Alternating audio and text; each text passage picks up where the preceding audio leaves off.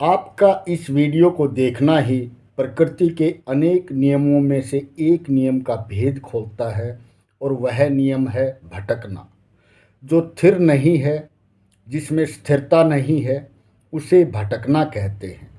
कोई मुक्ति के लिए भटक रहा है, कोई गुरु के लिए भटक रहा है, तो कोई शिष्यों के लिए भटक रहा है। कोई किसी की जान लेने के लिए भटक रहा है, तो कोई अपनी जान बचाने के लिए भटक रहा है। कोई ज्ञान लेने के लिए भटक रहा है, तो कोई ज्ञान देने के लिए भटक रहा है। कोई शांति के लिए भटक रहा है, तो कोई अशांति की तलाश में भटक रहा है। जीवन का कोई भी कैसा भी मोड़ हो, हर मोड़ पर हमें भटकाव के अलावा कुछ नज़र नहीं आता। प्रकृति का एक एक अंग, चाहे सजीव हो या निर्जीव, सभी तो भटक रहे हैं। आप जहाँ भी नज़र डालोगे वहीं भटकाव के नियम को पाओगे। आपका चित्त भटक रहा है, आपकी कल्पना भी भटक रही है, और तो और आपका चरित्र भी भटक रहा है। यह कभी अच्छा तो कभी बुरा हो जाता है। ज्ञान की खोज सदा स्वयं की खोज से शुरू होती है। इसीलिए प्रकृति के भटकने वाले नियम को पहले हम अपने में खोजेंगे और फिर बाद में प्रकृति के दूसरे अंगों में इस नियम को समझेंगे। अब हम एक आम आदमी के बारे में जानेंगे कि वह कहाँ और कैसे भटक सकता है या भटक रहा है। इस समाज में हम किसी व्यक्ति को विशेष कह सकते हैं, परंतु प्रकृति के सामने सभी एक आम आदमी से ज़्यादा कुछ नहीं होते।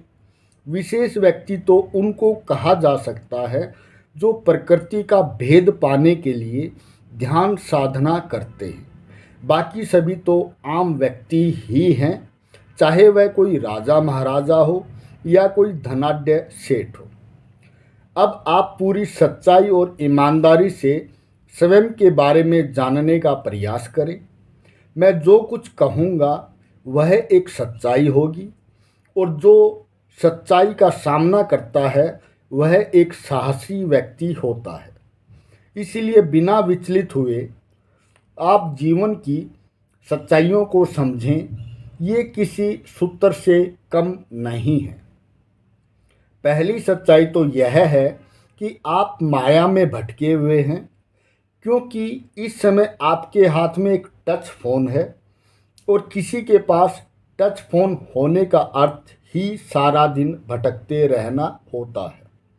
यह आपको तरह तरह से भटकाता है। कैसे, खुद ही जांच लें। ध्यान रहे, आपके फ़ोन की कीमत यह भी तय कर देती है कि आप माया में कितने धंस चुके हो। आपके जीवन का दूसरा भटकाव ज्ञान अर्जित करने का लक्ष्य है। अब आप खुद से समझ लें कि ज्ञान की खोज में आप यह पहली वीडियो नहीं देख रहे। इससे पहले भी आपने सैकड़ों हजारों वीडियो देखी होंगी, जिनसे आपने प्रकृति के रहस्यों को समझने की उम्मीद भी रखी होगी, और यह उम्मीद अभी तक पूरी नहीं हुई। ऐसा मैं इसलिए कह सकता हूँ क्योंकि यदि आपको ज्ञान प्राप्त हो गया होता तो आप मेरी इस चर्चा को न सुनते। आप ज्ञान की अनेक प्रकार की वीडियोस देख चुके हो। इसके पीछे के कारणों को जानें। पहला कारण, आप चाहते हैं कि आपको ज्ञान की कोई ऐसी वीडियो हाथ लग जाए जो आपको इस संसार में लड़ने की शक्ति दे और आपके मुक्ति मार्ग को खोल दे। परंतु ऐसी वीडियो न आपको मिली है और न मिलेगी। इस बात को फिर से समझें। आप फसल उगाने के लिए बीज की तलाश में हो और आपको केवल खाद पानी की वीडियो मिल रही हैं, यानी कि आपको मोटिवेशनल वीडियोस ही मिलती हैं, भक्ति या साधना सिखाने वाली वीडियोस नहीं मिलती। कहने का अर्थ यह भी है कि आप एक गुरु की तलाश में हैं जो आपको नहीं मिल रहा। दूसरा कारण समझें अपने भटकने का। कोई भी व्यक्ति जो ज्ञान बांट रहा होता है उसे आप भगवान बुद्ध मान लेते हो। ऐसा इसलिए है क्योंकि आपका ज्ञान अभी इतना विकसित नहीं हुआ जो सामने खड़े सही और गलत व्यक्ति में भेद कर सके। याद रखें, इस संसार में 99% लोग ठग हो चुके हैं।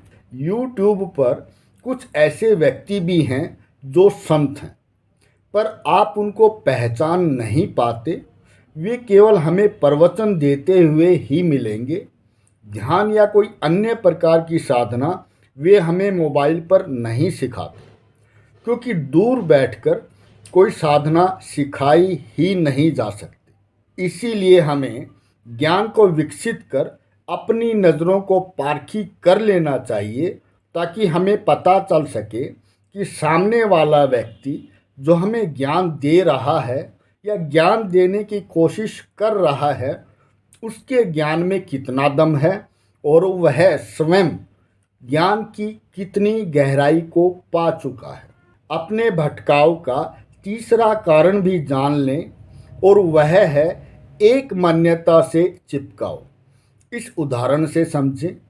एक छोटे बच्चे को यदि उसकी टीचर ए फॉर एप्पल समझा देती है तो वह बच्चा उसी से चिपक जाता है। बाद में यदि कोई अन्य व्यक्ति उस बच्चे को ए फॉर एरोप्लेन समझाए तो वह बच्चा बाद वाले गुरु को मूर्ख बताएगा और यह घोषणा कर देगा कि उसकी टीचर ही ज्ञानी है और बाकी तो अज्ञानी है। आपका एक प्रकार के ज्ञान से जो चिपकाव बन जाता है वह भी आपको भटकाता रहता है। इंसानों के बाद अब वन्य प्राणियों के भटकाव को जानें। जंगल में शिकार जान बचाने के लिए तो शिकारी जान लेने के लिए भागते रहते हैं। उनका भटकना उनकी मृत्यु तक चलता है। मृत्यु के बाद फिर से नया जन्म और फिर से भटकने का नया सिलसिला शुरू हो जाता है। पेड़ पौधे भी अपनी प्रजाति को बचाने के प्रयास में रहते हैं। उनके बीज कभी हवाओं में, कभी पानी तो कभी जीवों के शरीर के साथ चिपक कर भटकते रहते हैं, नई धरती की तलाश में, या यूं कहें कि नए जीवन के नए भटकाव के लिए। कई बार तो वृक्षों के बीज जीवों की विष्ठा को भटकने का माध्यम चुन लेते हैं, यानी कि भटकाव इस प्रकृति में एक अटूट नियम है। कंकर, पत्थर, हवा, पानी आदि सभी कुछ तो भटक रहा है, क्योंकि ये न भटकेंगे तो इस पृथ्वी पर जीवन का अंत हो जाएगा। कहने का अर्थ यह भी है कि एक का भटकना दूसरे को जीवन देता है। सूर्य, चंद्रमा, पृथ्वी, आकाशगंगा, ब्रह्मांड आदि सभी घूम रहे हैं जीवन को चलाने के लिए।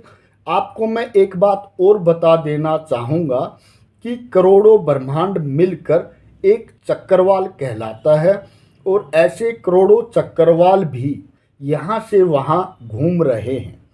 मतलब साफ है, सब कुछ ही तो घूम रहा है। इसी प्रकार आत्माओं को देखो, वे भी एक जन्म से दूसरे जन्म में भटक रही हैं। आखिर में हम समय के चक्कर को समझने का प्रयास करेंगे। यह भी घूमता है। कभी किसी का समय ठीक चलता है तो कभी किसी का समय खराब चलता है। समय सदा एक सा नहीं रहता, यह बदलता रहता है। याद रहे, समय बड़ा बलवान होता है। समय का चलना हम सभी को तो प्रभावित करता ही है, यह ऊपर वाले संसार को भी भ्रमित रखता है। सभी लोगों में समय अलग अलग खेल दिखाता है। समय के चलने का रहस्य समझ आने पर माया का खेल भी समझ में आ जाता है। मुक्ति उसी साधक को मिलती है जो समय की गति को काबू करना सीख लेता है, अन्यथा समय सभी को घसीटता रहता है। अंत में आज की चर्चा का सारांश समझें कि सब कुछ ही तो भटक रहा है, तो ऐसे में मानव क्या कर सकता है? इसका उत्तर केवल इतना है, जो स्थिर हो गया वो मुक्त हो गया, अन्यथा अनंत समय के लिए भटकते रहो। अब आप कहेंगे कि हर कोई तो मुक्त नहीं हो सकता, प्रत्येक व्यक्ति की परिस्थितियां मुक्ति के लिए अनुकूल नहीं हो सकती। हाँ, यह बात जायज़ है कि हर कोई इस जन्म में हो सकता है मुक्ति न पा सके, पर हर कोई मुक्त होने का प्रयास तो इसी जन्म से शुरू कर सकता है। इस जन्म में न सही तो अगले जन्म या उससे अगले में कभी तो मिलेगी मुक्ति, पर मिलेगी तब जब आप प्रकृति के रहस्यों को जान लोगे। आज बस इतना ही।